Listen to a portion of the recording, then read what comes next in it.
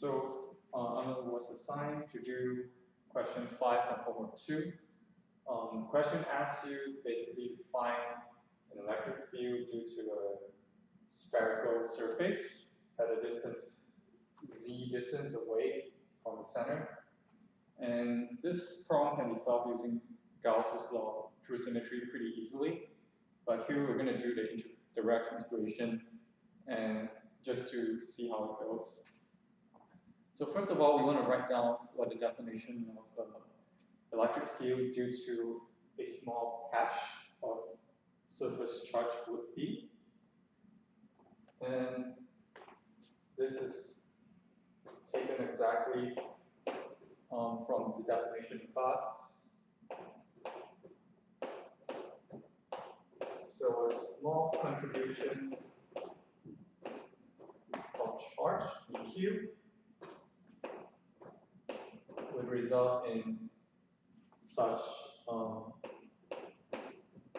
a small electric field. Okay. So now, looking at this expression, we need to find out what dq and what the script r is.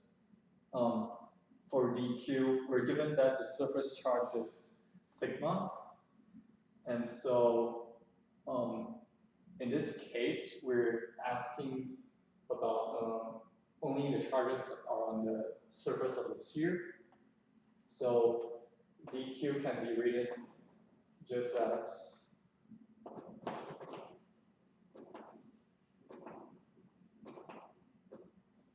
sigma times dAr, and r denotes the direction of the surface. So because this is on a constant r surface, this surface has a normal vector pointing in r direction.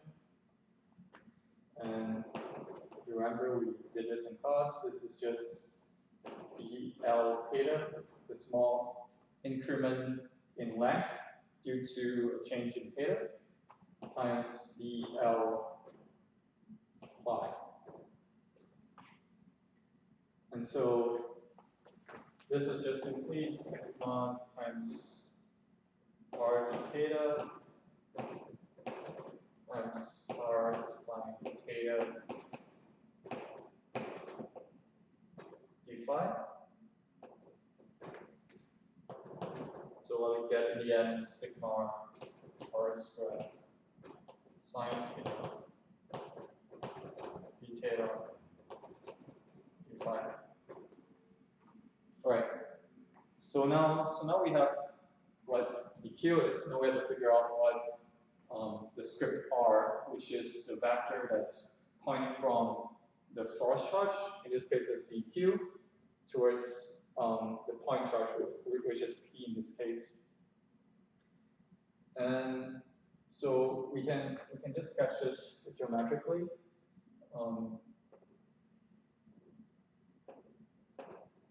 This here would be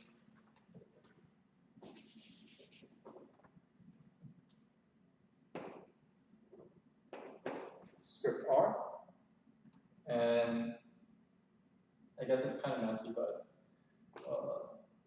in this direction would be r prime, and in this direction would be r. Okay, so we use the definition of what script r is going to be in relation to r and r prime. So script r is r times the vectors r prime. So r in this case is just from the origin pointing to the test charge, which is just in the z direction and has the magnitude of z. So z. And r prime is from the origin, and it's actually just a r vector in spherical coordinates, which has the components r sine theta, cosine phi in the x direction, plus r sine theta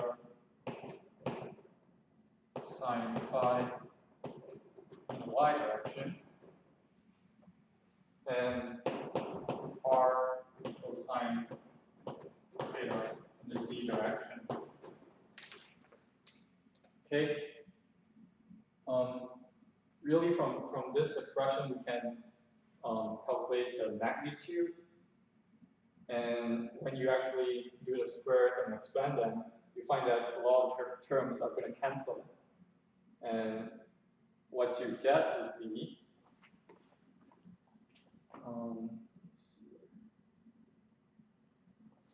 this here. You get the final expression. It's just z squared plus r squared minus 2z r cosine theta.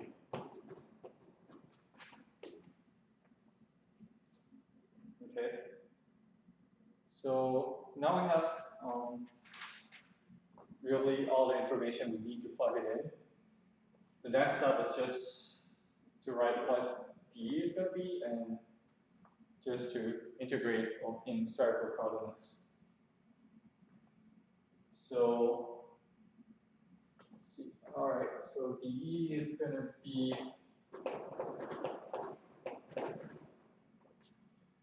and just to save some time, I'm going to call this 1 over 4 pi epsilon here.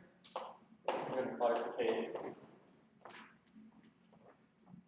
So k, and we know dq is this expression here, sigma r squared sine theta d theta d phi.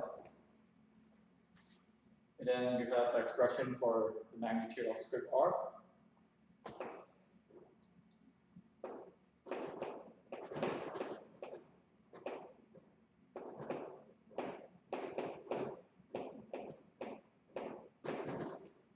So when you square, the square root goes away. And also the unit vector, which is the unit vector script r. It's just the vector itself normalized by its magnitude. So it's basically this divided by this.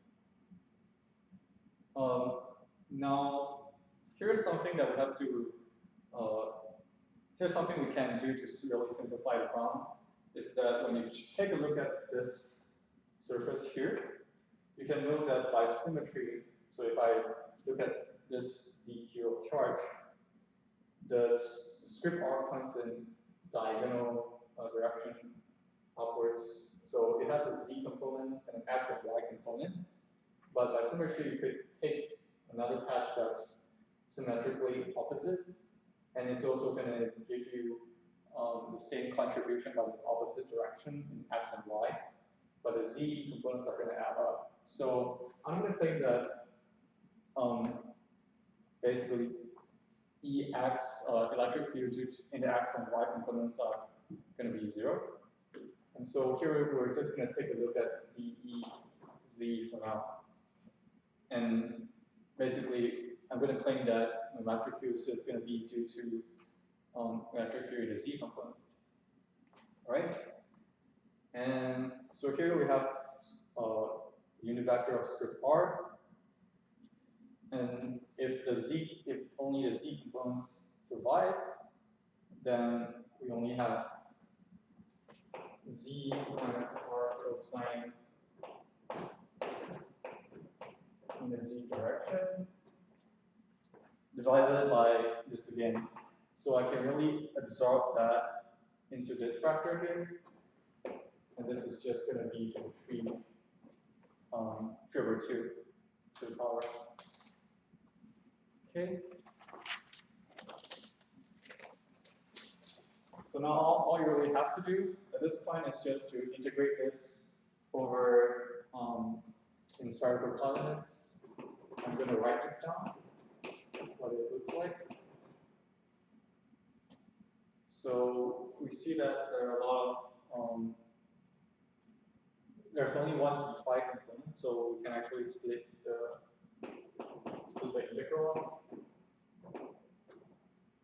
Gonna write it like this: 0 to pi. That's gonna be for the theta component.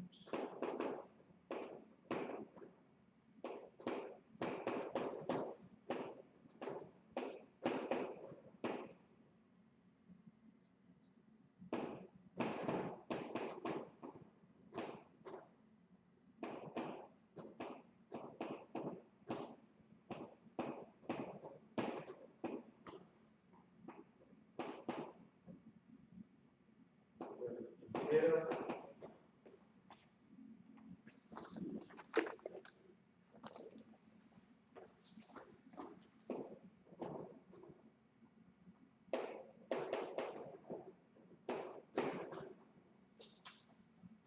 So to evaluate this integral, you can do it for yourself, or what I did was just to look at the integral and proof from alpha, and got this expression.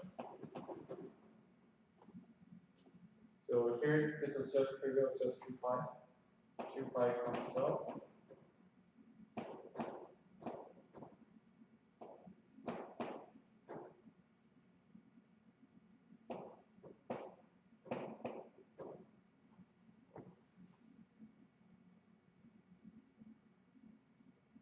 And after evaluating its boundaries, you get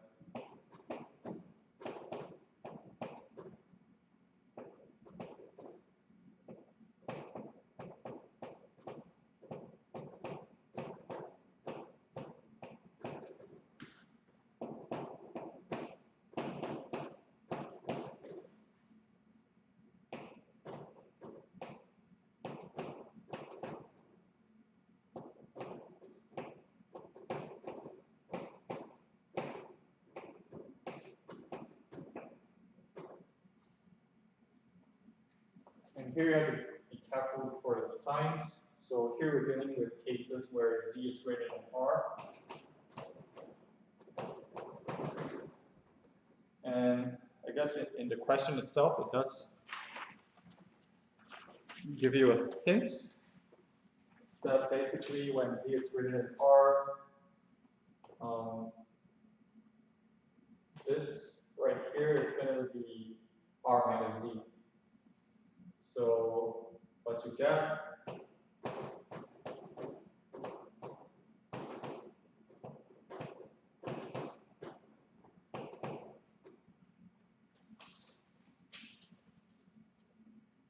I'm sorry, this should be z minus r.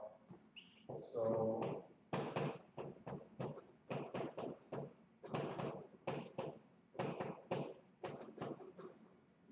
I guess you can see this is just factorization. It's r plus z quantity squared, and then you cancel out with this one here. So you get r minus z, r plus z. So this is just 1, and this is you get a minus sign if you just cancel these two out. There's a minus sign in front, so this is also 1.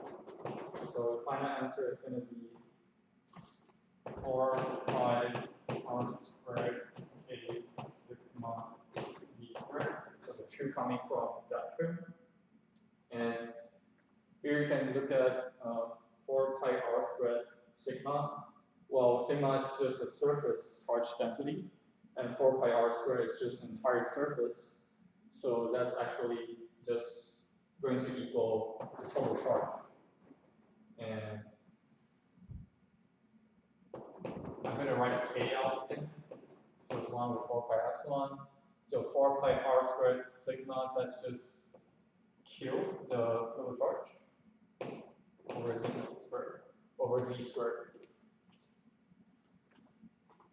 So that's the final answer that you should get. And like I said, in this case, so we're really evaluating is E in the Z component, but I'm claiming that the total component is just going to be coming from the Z component of electric field, and X and Y are just going to be 0. So that's it for part A.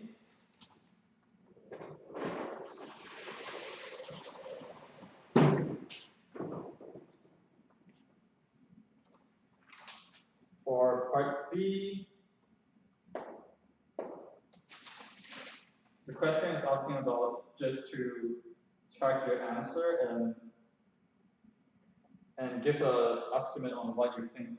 Give your guess on what you think the electric field should be inside the sphere. So what you can do basically, and I'm just going to draw this in 2D. This might be too small.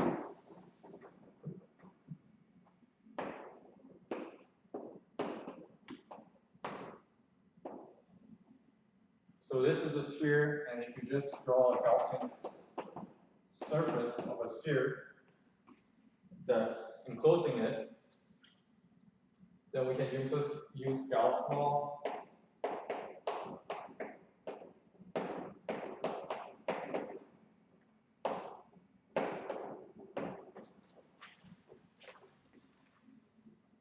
So just using Gauss's law, and here E is perpendicular to A, and let's say that the Gaussian sphere has a radius of z. So we can just write E 4 pi z squared.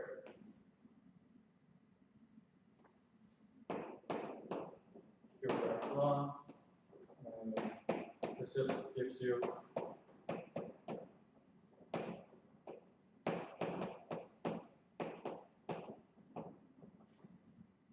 which is exactly the expression which is derived by direct integration. And on the second part, what the electric field should be for r less than z, for z less than r, well, just by looking at Gauss law, if there's no enclosed charge, then the electric field should be 0. So that's really it for part B. And we look at part C. Now it's kind of a fun question asking you what you would estimate the maximum charge you can really put on the Charles balloon. So we know that electric field goes like Q over 4 pi z squared, z being the radius, epsilon. So let's just take the spherical balloon where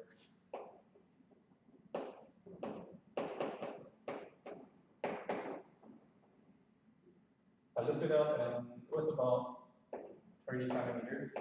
So the radius of the balloon is about 30 centimeters. We're going to assume that the balloon here is spherical, just as we assume that spherical should be spherical. And I looked up the dielectric strength of air. So the dielectric strength is basically the maximum limit of the electric field before air starts like breaking down and starts conducting electricity. So that's just going to be the maximum electric field before it happens, and for air it's just 3 megavolts per meter.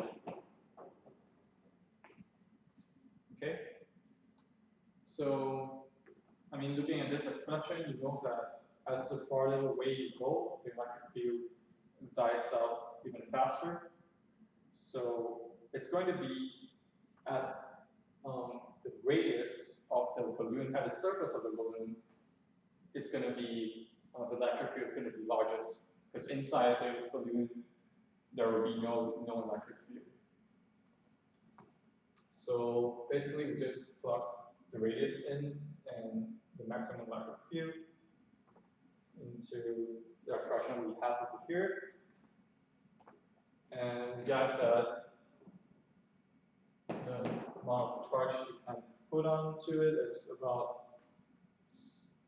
well, according to my calculations, anyway, it could be wrong. So it's about 6 times 10 to the negative 7 coulombs.